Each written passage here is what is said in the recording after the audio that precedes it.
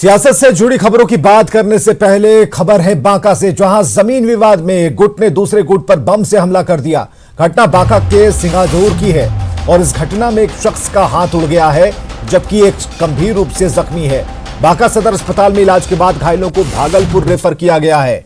Police इस मामले की जांच कर रही है।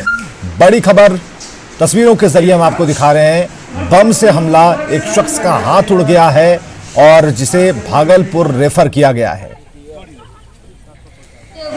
बम कर लागलो छ बेटा। हमार घर पर कते बम मारो छ, सब दखनवारी घर कपड़ा सब उड़ी गेल छ।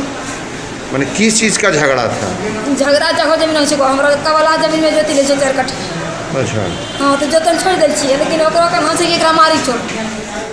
और गया से बड़ी खबर है, जहां सुरक्षा कर्मियों ने 15 लाख के इनामी नक्सली राहुल यादव उर्फ बड़ा विकास को गिरफ्तार कर लिया है। राहुल के साथ सुरक्षा कर्मियों ने नक्सली संगठन के लिए कुरियर का काम करने वाले जितेंद्र को भी गिरफ्तार किया। सीआरपीएफ और गया पुलिस ने संयुक्त अभियान चलाया और इस कुख्यात को गिरफ्तार किया जा सका।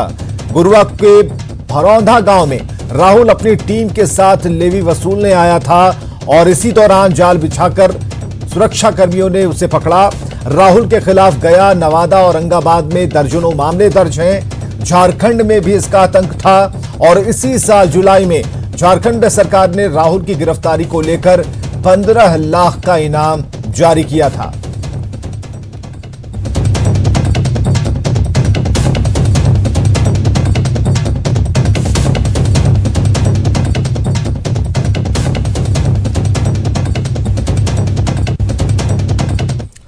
और चुनाव आयोग की टीम की बात करें तो अगले 2 से 3 दिनों में बिहार आने की संभावना, इस टीम की संभावना जताई जा रही है कि इस बार चुनाव आयोग की टीम का दौरा काफी अहम होना है, क्योंकि इसी महीने की आखिरी तक बिहार चुनाव की तारीखों की घोषणा संभव लगती है।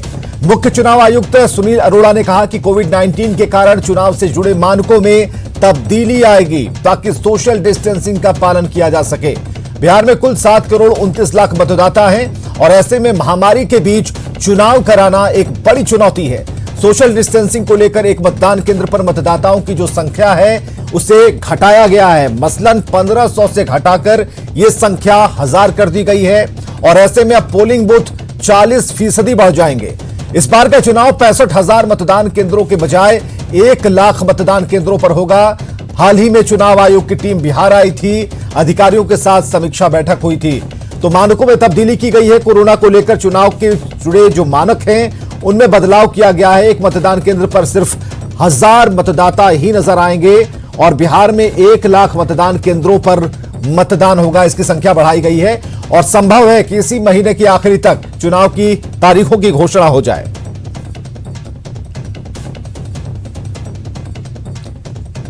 तो महामारी में चुनाव है चुनौती और एक बार फिर तैयारियों की समीक्षा करने वाली है टीम। कोरोना को लेकर चुनाव से जुड़े मानकों में तब्दीली की गई है, जिसमें एक मतदान केंद्र पर सिर्फ 1000 मतदाता ही नजर आएंगे। मोदी का चेहरा सब पर भारी। चुनाव से पहले पटना में जो पोस्टर्स लग रहे हैं या लगाए जा चुके हैं वो इस बात की तस्दीक करते हैं। एनडीए में बिहार चुनाव के सीएम कैंडिडेट भले ही नीतीश हों, लेकिन बड़े चेहरे के तौर पर पीएम मोदी को प्रोजेक्ट किया जा रहा है। नीतीश कुमार की तारीफ करते पीएम मोदी के जो पोस्टर्स हैं ये बताने के लिए काफी हैं कि बिहार चुनाव में मोदी का चेहरा सब पर भारी है। तो क्या है चेहरे की सियासत, इसे समझने के लिए कुछ बातों को जानना जरूरी है।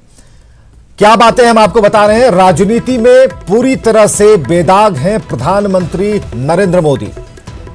कई ऐतिहासिक काम मोदी सरकार ने किए हैं। विदेशों में भारत का डंका प्रधानमंत्री मोदी ने ही बजाया है। एनडीए के घटक दलों को जोड़ने में अहम भूमिका उन्होंने निभाई है। लोकसभा चुनाव में 40 में से 39 सीट मोदी के चेहरे पर हैं। बीजेपी नेता और कृषि मंत्री प्रेम कुमार ने साफ किया है कि विधानसभा चुनाव में प्रधानमंत्री मोदी ही होंगे एनडीए का चेहरा और केंद्र में रहते हुए बिहार के लिए किए गए उनके कामों के आधार पर पार्टी चुनावी मैदान में जाएगी। चेहरा तो होगा माननीय प्रधानमंत्री जी का और नेतृत्व होगा नीतीश कुमार के मिलने की बात पार्टी ने तय किया जाकर के और हम सबों के लिए सौभाग्य है कि बिहार के चुनाव में माननीय प्रधानमंत्री जी का जो चेहरा होगा जा करके और जो केंद्र ने विकास के काम किए हैं उसका लाभ बिहार के जनता का आशीर्वाद हमें मिलेगा जा करके, और माननीय मुख्यमंत्री जी का अगुवाई में ये चुनाव लड़ेगा जा करके, तय हुआ है जा करके। तो केंद्र में जो तय हुआ है उसी के आधार पर हम चुनाव लड़ने जा रहे हैं और माननीय मुख्यमंत्री के नेतृत्व में चुनाव लड़ा जाएगा। बिहार विधानसभा चुनाव की सरगर्मी तेज हो गई है। पोस्टर और बैनर के माध्यम से विरोधियों पर निशाना साधा जा रहा है और आज पटना के चौक चौराहों पर लालू परिवार को निशाना साधते हुए पोस्टर्स लगाए गए हैं। साथ ही पोस्टर में पीएम मोदी और सीएम की तारीफ के कसीदे गढ़े गए हैं और इस पोस्टर का जायजा लिया हमारे सहयोगी अमित कुमार ने। इन दिनों पटना में पोस्टर से हमला किया जाना जो है वो लगातार उसका सिलसिला जारी है और आपको दिखाना चाहेंगे कि ये पटना जू 2 नंबर गेट के समीप की ये बाउंड्री है, जहाँ पे देख सकते हैं कि किस तरह से पोस्टर जो है वो लगाए गए हैं और इस पोस्टर के जरिए जो है लालू परिवार पे हमला बोला गया है। हत्या, लूट, अपहरण, भ्रष्टाचार, एक परिवार बिहार पर भार। तो इसमें जो है जिस रथ को दिखाया गया है ये लूट एक्सप्रेस बताया गया है, जिसमें देख सकते हैं कि छत के ऊपर लालू प्रसाद यादव हैं, तेजस्वी यादव जो हैं अपने चुनाव चिन्ह लालटेन को हाथ में लिए हुए हैं, नीचे राबड़ी देवी हैं, तेज प्रताप, मीसा भारती और जो बिहारी हैं, जो यहाँ के नागरिक हैं, वो किस तरह से बोझ सर पे लेकर के ढो रहे हैं, चल रहे हैं। दूसरी पोस्टर इसके जस्ट बगल में लगाई गई है कि नो कन्फ्यूज़न, ग्रेट कॉम्बिनेशन, देश की धड़कन, बिहार की धड़कन। तो ये एक तरफ से एनडीए में जो मजबूती है जिसको लेकर के लगातार एनडीए की तरफ से दावे किए जा रहे हैं कि एनडीए जो है वह अटूट है। हालांकि इस पोस्टर में चिराग की तस्वीर नहीं है, लेकिन अगर बात कर ली जाए देश के प्रधानमंत्री नरेंद्र मोदी, मुख्यमंत्री नीतीश कुमार, दोनों की तस्वीर है और ये दोनों ही पोस्टर जो है वो बिहार के सियासी तापमान को बताने के लिए काफ़ी है। इस तरह के पोस्टर लगभग पटना में तमाम चौक चौराहों पर लगाई गई है और ये देख सकते हैं कि यहाँ पे दाहिने हाथ में ये चौक है, वहाँ पे भी ये पोस्टर जो है लालू परिवार पे हमला बोलने वाली पोस्टर जो है वो लगाई गई है। और सबसे बड़ी बात है, सबसे खास बात है कि ये पोस्टर उस जगह पे लगाई गई है जहाँ पे तेज प्रताप का घर है, राबड़ी देवी का घर है, तेजस्वी का घर इसी सराउंडिंग में है। तो ये तेज प्रताप का बंगला है, जहाँ पे तेज प्रताप सरकारी बंगला जिसमें वो रहते हैं और उनके घर के जस्ट बगल में ही ये पोस्टर लगाया गया है। तंज कसा गया है लालू परिवार के ऊपर। हालांकि ये पोस्टर किसने लगाया ये इसका खुलासा नहीं किया गया है, नाम सार्वजनिक नहीं किया गया है किनके द्वारा लगाया गया है, लेकिन कहीं ना कहीं ये तस्वीर जो है, ये पोस्टर जो है वो अपने आप में बता रही है कि बिहार में सियासी जो तापमान है वो पोस्टर के जरिए काफ़ी तेज चल रहा है, काफ़ी गर्म चल रहा है। कैमरा पर्सन नीलमणि के साथ अमित कुमार, न्यूज़ 18 पटना। तो एक तरफ एनडीए के पोस्टर्स तो दूसरी तरफ आरजेडी के पोस्टर्स। एनडीए में जहां बड़े चेहरों को पोस्टर्स में जगह दी गई, वहीं आरजेडी में पार्टी अध्यक्ष के चेहरे को ही सभी पोस्टर से गायब कर दिया गया। आरजेडी के जो पोस्टर्स राजधानी पटना में लगे हैं उनमें सिर्फ और सिर्फ तेजस्वी हैं। पार्टी अध्यक्ष लालू प्रसाद के साथ ना तो तेज प्रताप और ना ही पूर्व सीएम राबड़ी देवी और ना ही सांसद मीसा भारती का चेहरा है। ऐसे में क्या तेजस्वी अपने परिवार से ही पीछा छुड़ाने की कोशिश कर रहे हैं? तो आरजेडी के पोस्टर से पार्टी अध्यक्ष लालू प्रसाद यादव की तस्वीर गायब होने के पीछे की सियासत को समझना जरूरी है। आरजेडी के पोस्टर से रणनीति के तहत लालू गायब हैं। आरजेडी नेता नई छवि दिखाने की कोशिश कर रहे हैं। तीसरी बात यह कि बदलाव के नाम पर पुरानी बातें भुलाने का प्रयास किया जा रहा है। विरोधियों के हमले से बचने की भी कोशिश है। तेजस्वी उस दौर की गलतियों पर माफी भी मांग चुके हैं। तो आरजेडी के पोस्टर से सिर्फ लालू प्रसाद यादव नहीं बल्कि तेज प्रताप यादव भी गायब हैं। गाहे बगाहे बयान देने वाले तेज प्रताप चुनाव के इस मौसम में अचानक से पर्दे के पीछे चले गए। तेज प्रताप यादव के पर्दे के पीछे भेजे जाने की वजह कहीं रघुवंश प्रसाद सिंह पर दिया गया एक लोटा पानी वाला बयान तो नहीं।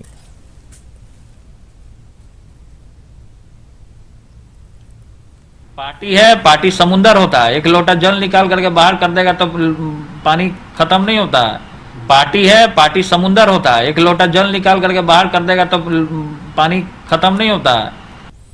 तो खुद को कृष्ण और तेजस्वी को अर्जुन बताकर बिहार की सत्ता पर काबिज होने का दावा करने वाले तेज प्रताप यादव के अचानक पर्दे के पीछे चले जाने की वजह को समझिए जरा। रघुवंश प्रसाद पर बयान देकर निशाने पर आ गए तेज प्रताप। और तेज प्रताप यादव कई बार बेतुके बयान दे चुके हैं। रघुवंश प्रसाद पर बयान देकर वो निशाने पर हैं। आरजेडी कोई रिस्क लेने के मूड में नहीं है। कई बार विरोधी खेमे में तेज प्रताप की अनर्गल टिप्पणी भी सामने आ चुकी है। चुनाव में एक भी बेतुका बयान आरजेडी के लिए मुसीबत खड़ा कर सकता है। चलिए खबरों में आगे बढ़ते हैं। इन सबके बीच एक बार फिर राज बिहार को 4,733 करोड़ की सौगात मिलेगी। मुख्यमंत्री नीतीश कुमार 200 विकास योजनाओं का शिलान्यास और उद्घाटन करेंगे। तो पटना में मेट्रो के निर्माण कार्य का शिलान्यास होगा। आईजीआईएमएस में राज्य कैंसर संस्थान का भी शुभारंभ होना है। दरभंगा में 100 बेड के मॉडर्न सदर अस्पताल का शिलान्यास होगा। सुपौल में 4 स्वास्थ्य योजनाओं का उद्घाटन और शिलान्यास होना है। इसी तरह सीतामढ़ी, वैशाली और सिवान में मेडिकल कॉलेज का शिलान्यास होगा।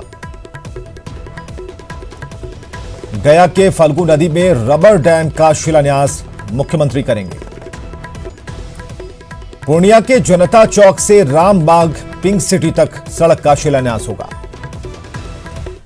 तो सीएम नीतीश कुमार आज पटना मेट्रो के कार्य का शुभारंभ करेंगे। पटना गया रोड स्थित आईएसबीटी के सामने मुख्य कार्यक्रम होगा, जिसका जायजा लिया हमारे सहयोगी अमित कुमार ने।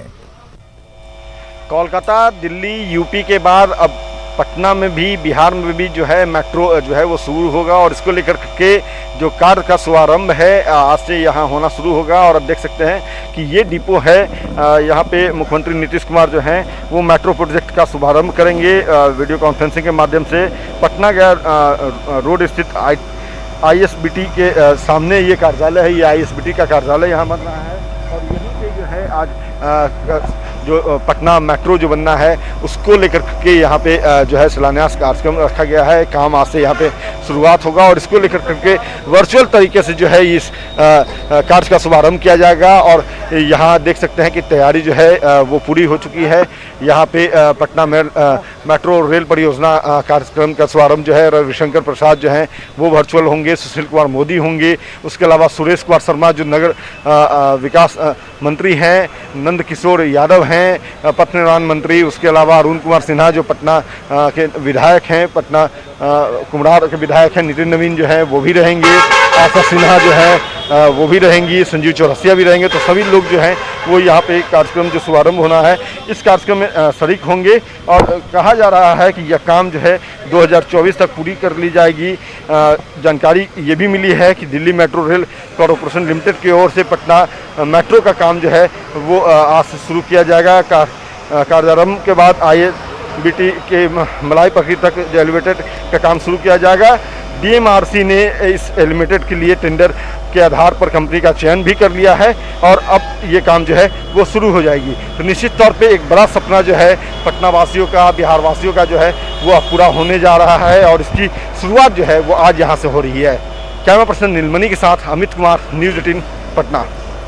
और कृषि बिल पर गतिरोध के बाद राज्यसभा में हंगामा मचाने वाले 8 सांसदों को निलंबित कर दिया गया है, जो संसद परिसर में धरने पर बैठे हैं।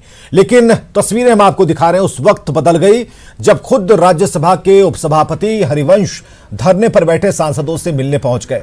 हरिवंश ने बड़प्पन दिखाते हुए निलंबित सांसदों को अपने हाथ से चाय की पेशकश की, लेकिन सांसदों ने हरिवंश की पेशकश ठुकरा दी। सांसदों की इस प्रतिक्रिया के बाद हरिवंश आहत हैं और आज एक दिन के अनशन पर हैं।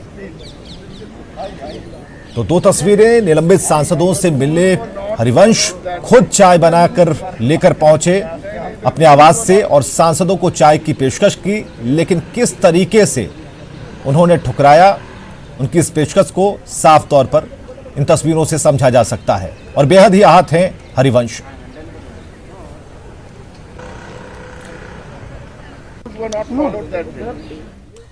तो हरिवंश जी के बड़प्पन पर पीएम मोदी ने ट्वीट किया है और उन्होंने क्या लिखा है यह हम आपको बता रहे हैं। यह हरिवंश जी की उदारता और महानता को दर्शाता है। लोकतंत्र के लिए इससे खूबसूरत संदेश और क्या हो सकता है। मैं उन्हें इसके लिए बहुत बहुत बधाई देता हूं। तो हरिवंश की पीएम ने तारीफ की है। प्रधानमंत्री नरेंद्र मोदी ने उन्होंने ट्वीट किया है, लोकतंत्र के लिए खूबसूरत संदेश और क्या हो सकता है। उन्होंने अपने शब्दों को इस तरीके से आकार दिया। और बहुत बहुत बधाई हरिवंश को दी है।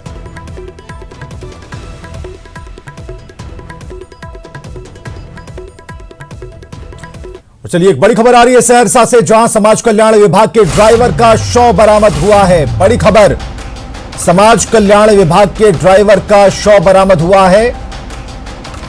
हवाई अड्डा परिसर के गड्ढे से शव मिला और बताया जा रहा है कि शनिवार से ही ड्राइवर सुरेंद्र महतो लापता थे। अवैध संबंध में हत्या की आशंका जताई जा रही है। हालांकि इस पूरे मामले में आरोपी महिला और उसका पति गिरफ्तार कर लिया गया है।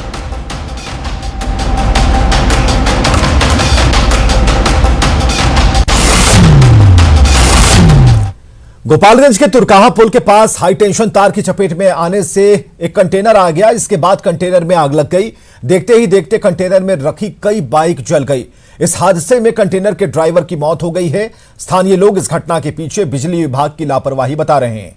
लोगों का कहना है कि काफी दिनों से बिजली के तार झूल रहे थे और बिजली विभाग समय पर अगर तार की मरम्मत बिजली विभाग की तरफ से की गई होती तो हादसा नहीं होता। दो तस्वीरें एक साथ हम आपको दिखा रहे हैं।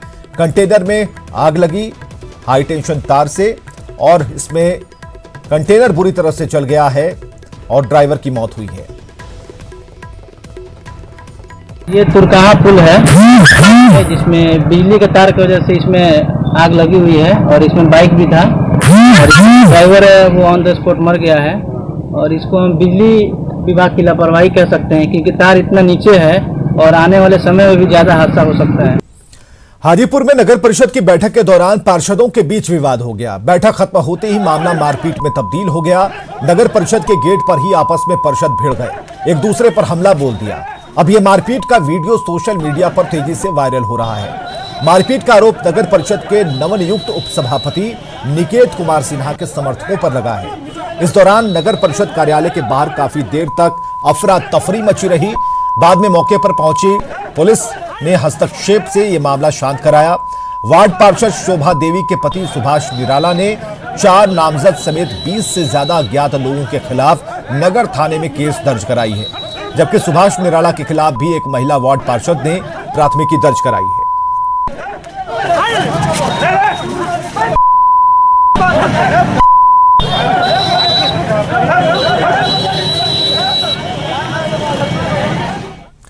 इधर पूर्वी चंपारण में तालाब में डूबने से एक महिला और 2 युवतियों की मौत हो गई। बताया जा रहा है कि महिलाएं बाहर निकली थीं, तभी अचानक तेज बारिश आ गई और जल्दी से भागने के क्रम में गहरे पानी में डूब गईं।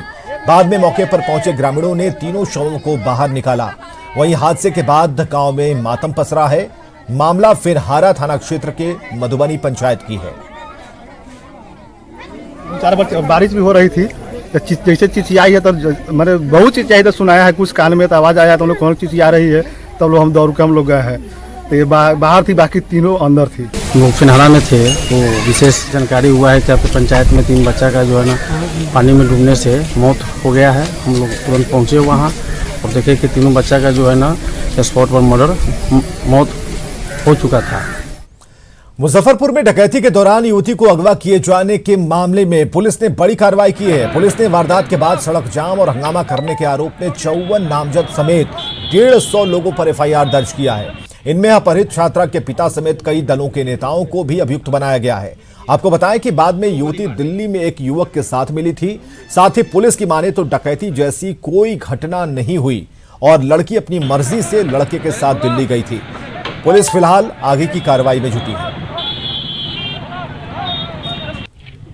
इन्वेस्टिगेशन चल रहा है, उसमें है कि रोड जो ब्लॉक किया गया था, आवश्यक सेवाएं जो बाधित हुई थी, उसके अगेंस्ट में हमारे ये अंचलाधिकारी के स्टेटमेंट पर एक एफआईआर दर्ज हुआ है और उस पर अग्रतर कार्रवाई की जा रही है, अनुसंधान चल रहा है।